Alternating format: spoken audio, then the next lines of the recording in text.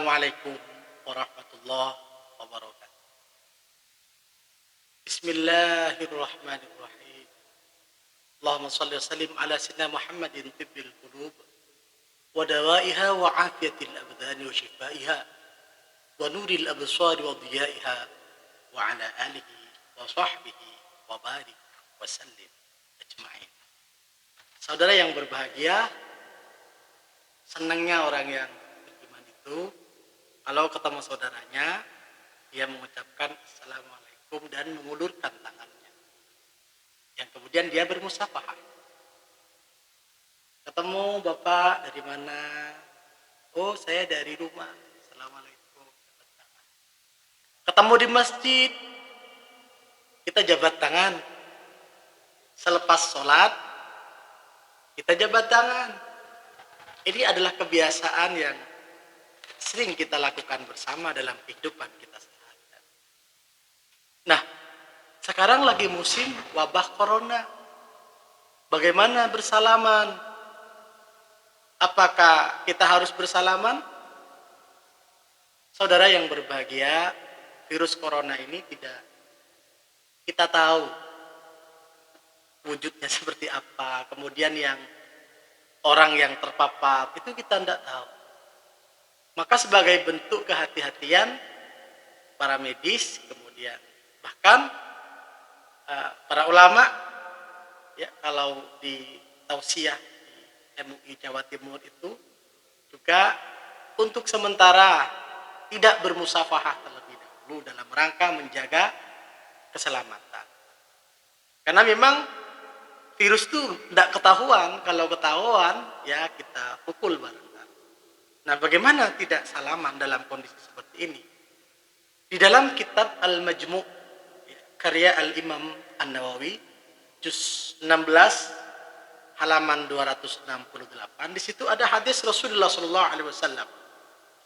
Anna rajulan jaa ila Nabi sallallahu alaihi wasallam. Ada seorang laki-laki datang kepada Nabi liyubayi'ahu, untuk berbaiat kepada Nabi Muhammad sallallahu alaihi wasallam.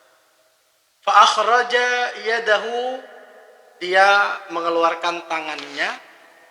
Fa idza hiya judama, ternyata laki-laki itu naudzubillah min dzalik, termasuk orang yang kena penyakit judam. Subhanallah, di zaman Nabi orang yang kena penyakit judam masih dihargai oleh Nabi Muhammad sallallahu alaihi wasallam, dibaiat sama Nabi.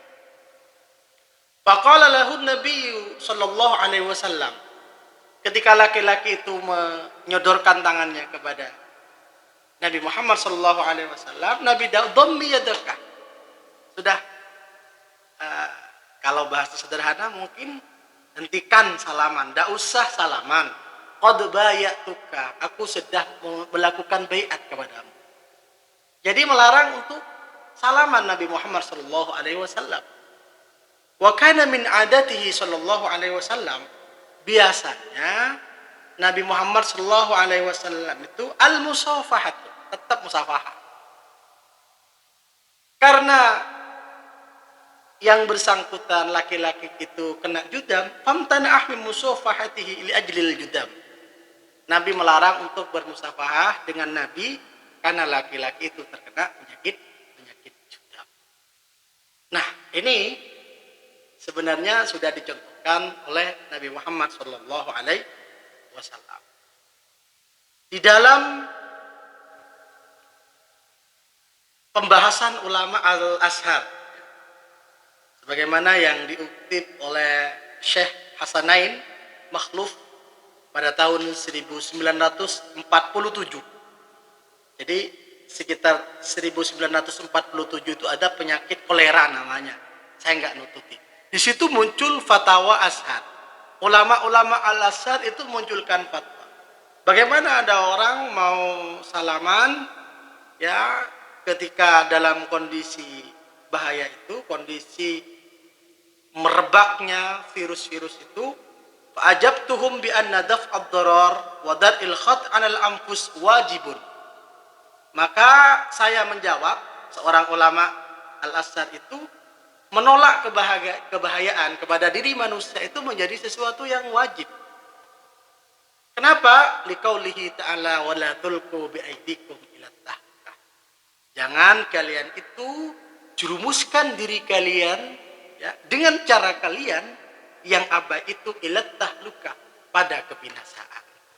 Jadi dalam kondisi yang seperti ini, misalnya tidak salaman selesai sholat, tidak salaman ketika jumpa manusia, itu tidaklah masalah. Bahkan bisa menjadi suatu keharusan kalau kondisinya memang sangat potensi terjadi yang namanya penularan. Nah, jadi memang berat saudara, secara psikologis berat.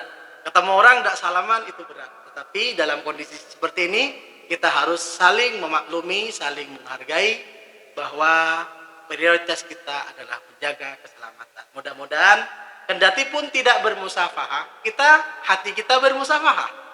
Ittisalul qulub.